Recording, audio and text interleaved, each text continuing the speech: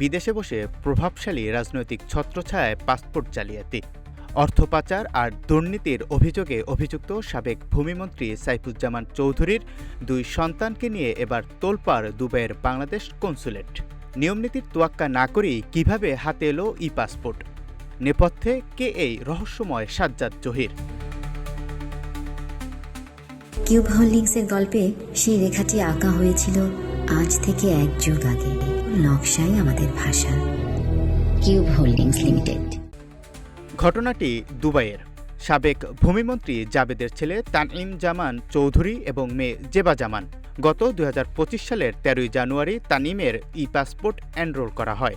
বিস্ময়কর বিষয় হল, মাত্র 11 দিনের মাথায় 24 জানুয়ারি অতি গোপনে তার হাতে পৌঁছে দেওয়া হয় পাসপোর্ট। ঠিক একই কৌশলে মেয়ে জেবা জামানও আবেদন করেন গত 10ই ডিসেম্বর। নিজের বর্তমান ঠিকানা সংযুক্ত আরব আমিরাত না দিয়ে ব্যবহার করেন চট্টগ্রামের ঠিকানা। অভিযোগ উঠেছে, যথাযথ প্রক্রিয়া ছাড়াই তাকেও দ্রুত পাসপোর্ট পাইয়ে দেওয়ার চেষ্টা চলছিল। কিন্তু এই অসম্ভবকে সম্ভব করেছেন কে? আঙ্গুল উঠেছে দুবাই কনস্যুলেটরের দ্বিতীয় সচিব সাজ্জাদ জহিরের দিকে। জানা যায়, শেখ হাসিনার পুত্র জয় ও কন্যা পুতুলের অত্যন্ত ঘনিষ্ঠ ও বিশ্বস্ত সহচর এই সাজ্জাদ। 1997 সালে লোকাল কর্মচারী হিসেবে নিয়োগ পেলেও 2023 সালে রাজনৈতিক বিবেচনায় তাকে দেওয়া হয় পূর্ণ কূটনৈতিক মর্যাদা। 5 আগস্টের ছাত্র জনতার অভ্যুত্থানের পর সব চুক্তিভিত্তিক নিয়োগ বাতিল হলেও বহাল তবিয়তে আছেন সাজ্জাদ। অভিযোগ রয়েছে, পলাতক আওয়ামী লীগ নেতাদের দুবাই বিমানবন্দরে নিরাপত্তা বেষ্টনী দিয়ে প্রোটোকল সেবা দিচ্ছেন তিনি।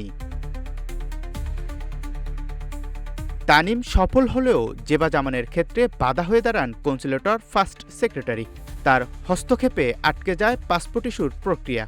বর্তমানে বিষয়টি মতামতের জন্য স্বরাষ্ট্র মন্ত্রণালয়ে পাঠানো হয়েছে। এদিকে সাজ্জাদ জহির তার বিরুদ্ধে ওঠা সব অভিযোগ অস্বীকার করেছেন। তার দাবি, তিনি কেবল পেশাদার দায়িত্ব পালন করেছেন।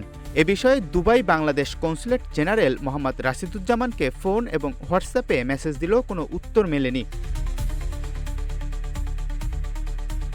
1200 কোটি টাকা পাচারের দায়ে অভিযুক্ত সাবেক মন্ত্রীর সন্তানদের এই পাসপোর্ট মিশন কি তবে কোনো বড় ষড়যন্ত্রের অংশ? কেন এখনও বহাল আছেন সাজ্জাদ জহির?